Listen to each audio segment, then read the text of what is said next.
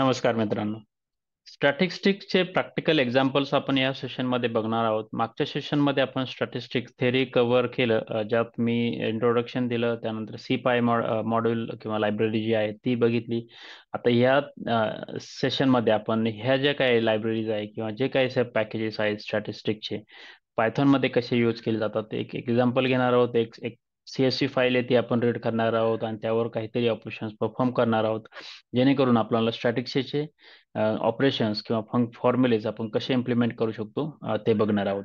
तर सुरुवातीला मी तुम्हाला सोर्स फाईल दाखवतो की जी फाईल आपण यूज करणार आहोत. आता ही सोर्स फाईल तुम्हाला अवेलेबल आहे, गिटहबची लिंक आहे, ती व्हिडिओ डिस्क्रिप्शनमध्ये दिलेली आहे, ती डाउनलोड करून घ्या आणि तुम्ही माझ्याबरोबर फॉलो करून प्रॅक्टिकल्स करू शकता, जेणेकरून ह्या तुम्हाला स्टॅटिस्टिक्सच्या कन्सेप्ट्स आहे त्या थोड्या क्लिअर होतील.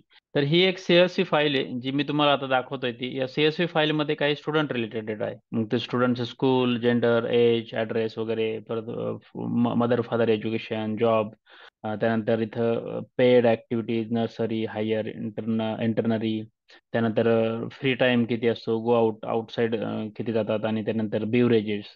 हे बिवरेजेसचं आपण एक्झाम्पल बघणार आहोत की त्यांचं डेली बिवरेज इंटेक किती आहे किंवा विकली बिवरेज इंटेक म्हणजे ड्रिंक्स वगैरे असतात त्या टाईपचे रिलेटेड जे असतात त्यांचं विकली किती आणि विकेंडला किती आणि डेली किती इंटेक आहे त्याच्यावरून. त्याच्यानंतर हेल्थ ॲब्सेन्स, मग त्याच्यानंतर ग्रेड आहे G1, G2, G3. तर ह्या सेशनमध्ये आपण आता काय करणार आहोत, ही फाईल रीड आउट करणार आहोत आणि त्यानंतर आता ही फाईल सेमिकोलॉन सेपरेटेड आहे. आतापर्यंत आपण जेवढे CSV फाईल्स होते त्यात काही असे सेमिकोलॉन सेपरेटेड नव्हते, पण आता हे कसे रीड करायचे ते आता आपण बघणार आहोत. त्यासाठी पायथॉनच्या ज्युपिटर नोटबुकमध्ये मी जातो आता.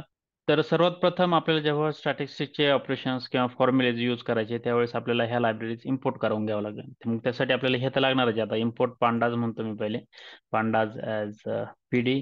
ही तर आपल्याला लागणार आहे. Import math plot Lib dot py plot.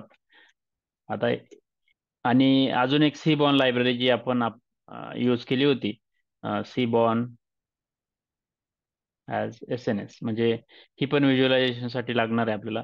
तर ह्या तीन लायब्ररी आपल्याला जेव्हा डेटा रीड करायचा आहे, क्लीन करायचा आहे, त्यानंतर प्लॉट करायचा आहे, त्यावेळेस आपल्याला लागतातच, तेव्हा ह्या घ्यायच्या. आणि आता आपल्याला स्टॅटिस्टिकचे काही ऑपरेशन्स परफॉर्म करायचे.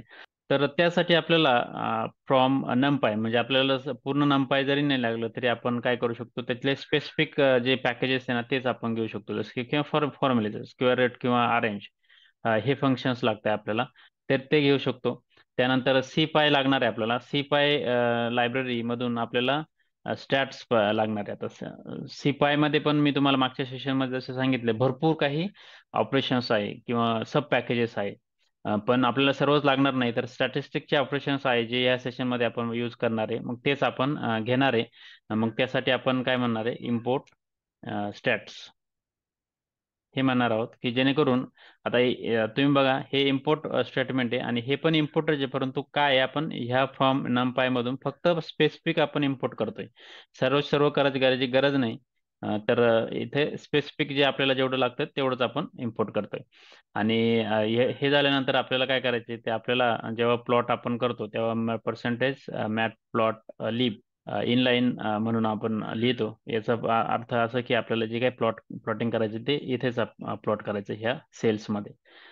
तर हे करतोय आपण. आणि याच्यानंतर आता याला जर रन केलं तर आपले हे पूर्ण रन होऊन याच्यात आपल्याला आता याचे काय जे काही फंक्शन्स आहे, SQRT म्हणजे स्क्वेअर रूट जर यूज केलं फंक्शन, तर आपल्याला डायरेक्टली आपण असं लिहिलं SQRT 9 आणि रन केलं तर त्याचा एकदम रिझल्ट येईल. तर अशा पद्धतीने हे रिझल्ट्स आहे. आता काय करणार आहोत, की आता आपल्याला पुढे ही फाईल जी CSV फाईल आहे, मी जी तुम्हाला आता दाखवली होती CSV फाईल, ती रीड करण्याचा प्रयत्न करूया आता. मग त्यासाठी आपण म्हणू शकतो की student is equal to PD, म्हणजे पांडाचं जे व्हेरिएबल आहे त्याच्यात. आता CSV रीड करण्यासाठी तुम्हाला माहिती आहे एक CSV फंक्शन आहे, रीड CSV, आणि याच्यात आपल्याला आता काय द्यायचं आहे, त्या फाईलचं नाव. आता जी आपल्या वर्किंग डिरेक्टरी आहे ना त्याच्यात ती फाईल मी सेव्ह केलेली आहे. ती सेव्ह केले असल्यामुळं मी काय करणार, फक्त नाव देणार आता तिचं. मग ते नाव मी कॉपी करतोय आता आणि इथे टाकतोय. आणि त्यानंतर आपल्याला ती फाईल जी आहे CSV फाईल आहे ती सेमिकोलॉन सेपरेटेड आहे, म्हणून आपल्याला एक SCP म्हणून सेपरेटर द्यायचा आहे आणि इक्वल टू म्हणायचं आहे, जिथे आपल्याला असं मेन्शन करायचं आहे, जेणेकरून ती फाईल व्यवस्थित रीड केली जाईल. आता याला रन करतो मी. आता याला जर प्रिंट करायला गेलो लेट से स्टुडंट डॉट हेड म्हणजे पहिले 5 रेकॉर्ड प्रिंट करतोय मी जस्ट टू चेक की डेटा आहे का नाही. मग असं व्यवस्थित हा डेटा आलेला आहे. तर हे झालं आता पहिले 5 रेकॉर्ड्स. तर आता आपल्याला जर पूर्ण रोज बघायचे असेल किती आहे तर आपण काय म्हणू शकतो, स्टुडंट डॉट शेप म्हणजे हे जर केल्यानंतर 649 रोज आहे, 33 कॉलम आहेत.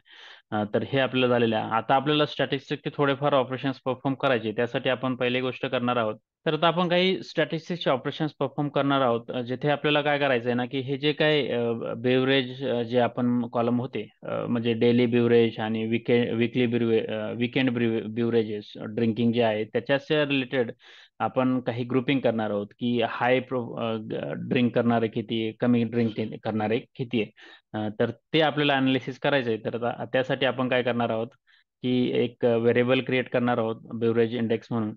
आणि त्याच्यात आपण काय करणार आहोत, की हे जे दोन्ही आहे, आता हे व्हेरिएबल आपण किंवा एक कॉलम क्रिएट करतो सेपरेट. आता याच्यात आपण काय करणार आहे, 5 दिवसाचं जे आहे वीकली आणि 2 दिवसाचा जो विकेंडचा आहे त्यांचा डेटा आपण कॅल्क्युलेट करणार आहोत किंवा एक कॉलम मध्ये स्टोअर करून घेणार आहोत. तर ते करण्यासाठी आपण काय करणार आहोत, की 5 आता हा स्टुडंट जो आपलं डेटा फ्रेम आहे त्याच्यातून आपण काय घेणार आहे, डेली बेवरेज हा जो कॉलम आहे याला आपण घेणार आहोत आणि प्लस 2 दिवसाचा जो आहे तो. याच्यात आपण काय करणार आहोत, 2 मग आता आपल्याला परत आपल्याला काय करायचंय, स्टुडंट आणि हा जो आहे विकली बिवरेज हा कॉलम घेणार आहोत. आणि हे झाल्यानंतर आता आपल्याला हा पूर्ण आहे, फक्त 7 दिवसाचा आपल्याला टोटल काढायचं आहे, म्हणून आपण काय करणार आहे, डिवाइड 7 का. फक्त एक चेक करून घेतो कॉलम नेम बरोबर आहे का. तर डी कॅपिटल आणि डब्ल्यू कॅपिटल आहे, म्हणून मला हे चेंज करावं लागतील, फक्त डी आणि इथे डब्ल्यू कॅपिटल. आणि याला रन करतो मी आता. याला जर प्रिंट करायचा प्रयत्न केला मी, आता याचे व्हॅल्यू काय येते ते आपण बघूया. आणि याच्यात बघा तुम्ही की 1 जिथे जिथे असेल, आता हे व्हॅल्यू आलेले आहे 1 1 2, जिथे जिथे 1 3 जो काय काउंट असेल तो. आता हे झाल्यानंतर आपल्याला आता हे बिवरेजिंग इंडेक्स आलाय. आता ते याच्यात काय करायचं आहे आपल्याला, लो आणि हाय जे आहे ना की त्याची मॅपिंग करायची. म्हणजे आपण काय करणार आहोत, की आता हे व्हेरिएबल घेऊया आपण एक अजून एक स्टुडंट आणि बेवरेज. तर हे व्हेरिएबल घेतोय मी, याच्यात काय करणार आहोत आपण, स्टुडंट बेवरेज इंडेक्स ही जी आहे. आता याच्यात आपण काय करणार आहे, हा काउंट जर आलाय की ज्यांची काउंट 2 पेक्षा कमी आहे ते लो इनटेक वाले आहे, ज्यांचे जास्त आहे त्यांना हाय. आपल्याला ते करण्यासाठी आपण काय करणार आहोत, इथे हे जे व्हेरिएबल आहे आपण जी इंडेक्स काढली ती घेणार आहे. आणि त्याच्यात आपण काय करणार, लेस दॅन इक्वल टू 2 जर असेल तर याला रन करतोय मी आता. रन केल्यानंतर आता आपल्याला याच्यात बघायचं की नेमका डेटा काय झालेला आहे आता ह्या व्हेरिएबल मध्ये आलेला. मग तो आता बघा ट्रू अँड फॉल्स, म्हणजे जिथे जिथं 2 पेक्षा कमी आहे तिथं ट्रू आहे आणि फॉल्स आहे. तर त्याची मॅपिंग करायची आपल्याला. काय करायचं, ग्रुपिंग करायचे की हाय इंटेक वाले किती आहे आणि लो इंटेक वाले किती आहे. त्यासाठी आपण काय करणार आहोत, की एक मॅप म्हणून फंक्शन असतं.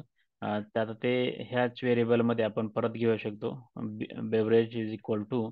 आपण काय करणार आहोत, की जे स्टुडंट जे व्हेरिएबल आहे याच्यात एक मॅप म्हणून फंक्शन असतं. तर याच्यात काय करायचं ना आपल्याला, तर याच्यात जिथे जिथे ट्रू असेल त्याला आपण काय म्हणणार आहे, लो म्हणणार आहे. आणि जिथे जिथे फॉल्स आहे म्हणजे जो मॅचिंग कंडिशन नाही 2 पेक्षा जास्त आहे त्यांना म्हणणार आपण हाय. आणि याला मी रन करतोय आता. याला चेक करायला गेलो तर बघूया आपण की व्हॅल्यू काय येते. आता बघा तुम्ही स्टुडंट बिवरेज आता काय जेवढे आहे तेवढे हाय वाले काही कॅटेगरी झाली आणि लो वाली कॅटेगरी झाली. अशा पद्धतीने आपण कॅटेगरायझेशन करू शकतो. हे झालं नॉर्मल ग्रुपिंगसाठी, जिथं आपण काय केलंय फक्त की डिसाईड केलं की 2 कॉलममध्ये पर्टिक्युलर व्हॅल्यूनी आपण कसं डिफरन्शिएट करू शकतो आणि कसं डिस्प्ले करू शकतो. आता याच्यानंतर आपल्याला स्टॅटिस्टिक्स जेव्हा यूज करायचं याच्यातलं बेसिक म्हणजे की कॉन्फिडन्स इंटरवल. आता कॉन्फिडन्स इंटरवल म्हणजे काय आणि का करायचा यूज करायचा. तर ते जेव्हा आपण जेव्हा आपण स्टॅटिस्टिक यूज करतो त्यावेळेस आपल्याला जेव्हा जो डेटा आहे तो डिस्ट्रीब्युटेड आहे का नाही व्यवस्थित, त्याचं स्टॅटिस्टिक्सच्या रिलेटेड, मग त्याचा मेन किती, मग तो मेन यूज करून आपण कशा पद्धतीने बाकीच्या गोष्टी कॅल्क्युलेट करू शकतो. हा कॉन्फिडन्स इंटरव्हल काढण्यासाठी काही फॉर्म्युलेज आहे, म्हणजे काही स्टॅटिस्टिकल फॉर्म्युलेज डिफाईन केलेले जे स्टॅटिस्टिक्स मध्ये काम करतात ते. त्यांनी असं काय म्हटलेलं आहे की जो काही सॅम्पल डेटा असेल त्या सॅम्पल डेटाच्या बेसवरती आपल्याला जर काही कन्क्लुजन्स काढायचे, म्हणजे आता एक्झाम्पलच द्यायचं जर झालं तर एखाद्या पॉप्युलेशन, जसं आपल्या देशाची पॉप्युलेशन, मग त्या पॉप्युलेशन जी टोटल असते ती आपल्याला एवढं काही प्रत्येकाचं ऑब्झर्वेशन करणं शक्य नसतं, त्यामुळे सॅम्पल डेटा घेतला जातो. मग त्याच्या सॅम्पल डेटामधून काही कन्क्लुजन्स काढायचे असेल आपल्याला, तर त्यावेळेस आपण ह्या स्टॅटिस्टिक्स मेथड्स किंवा कॉन्फिडन्स इंटरव्हल वगैरे काढण्याचा प्रयत्न करतो. म्हणजे आपल्याला काही सॅम्पल डेटाबेसवरती लार्जर जो डेटा आहे त्याचं कन्क्लुजन काढायचं असेल तर आपण हे फॉर्म्युलेज यूज करू शकतो, आणि हे स्टॅटिस्टिक्स ह्या सब्जेक्ट्समध्ये डिफाईन केलेले. आता ॲज अ प्रोग्रॅमर म्हणून किंवा ॲज अ डेटा अनालिस्ट म्हणून आपल्याला काही एवढं काही डिटेलमध्ये जाण्याची गरज नाही की हे फॉर्म्युले असेच का. तर हे आपल्याला फॉर्म्युले जे आहे ते आपल्याला फक्त यूज करायचे. म्हणजे याच्यात काही क्रायटेरिया आहे.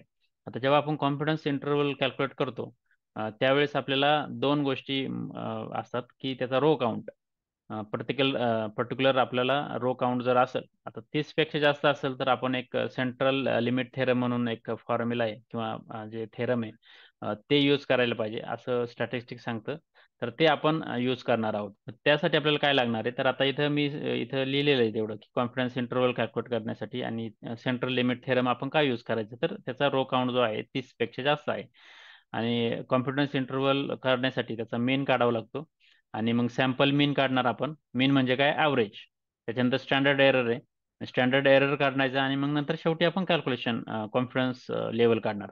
मग त्याचं स्टँडर्ड एरर काढण्यासाठी आपल्याला काय करावं लागतं की आता एक फॉर्म्युला आहे जो S divide by square root of sample size. तर हा फॉर्म्युला आहे, त्याच्यात आपण काय सॅम्पल साईज, टोटल साईज जे असेल त्याचा स्क्वेअर रूट काढायचा, आणि ही सॅम्पल मीन आहे तो एस, तो आपल्याला त्याला आपण ह्या स्क्वेअर रूटने डिवाइड करायचा. हा फॉर्म्युला आहे स्टँडर्ड फॉर्म्युला, तोच आपण याच्यात यूज करणार आहोत.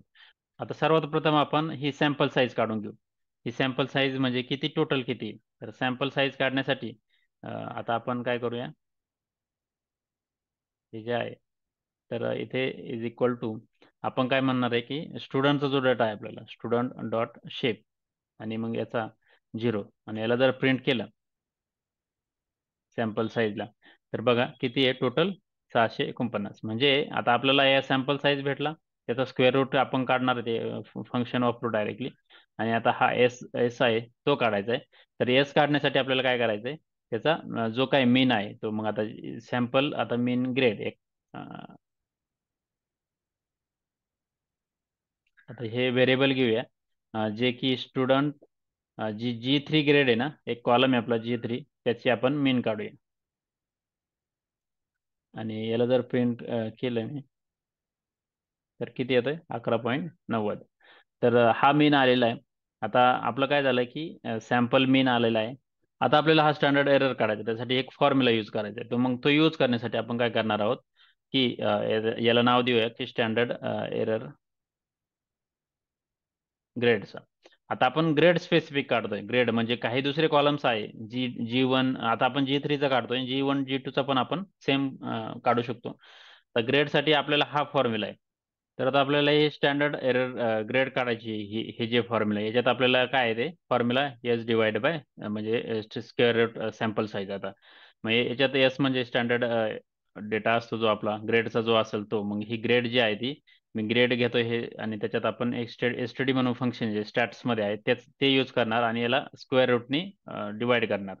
स्क्वेअर रूट ऑफ म्हणजे आपली सॅम्पल साईज आहे त्यांनी, यांनी डिवाइड करणार आणि याला रन करणार. आता याला जर मी रन प्रिंट केलं तर याचा आली व्हॅल्यू 0.1268 काय जी काय असेल ती.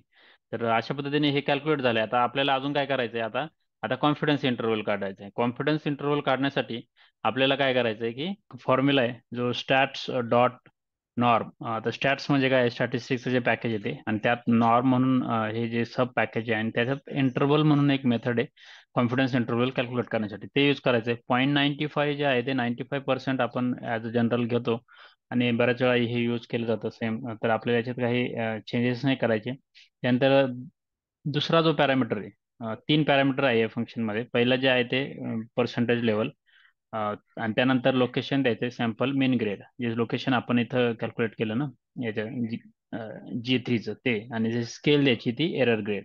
तर हे द्यायचं आहे, आणि त्यानंतर मग आपला हा रिझल्ट येणार आहे. मग 11 ते 12, 11.65 ते 12.15 असं आपलं हे रेंज आलेली आहे. तर हा आहे कॉन्फिडन्स इंटरव्हल.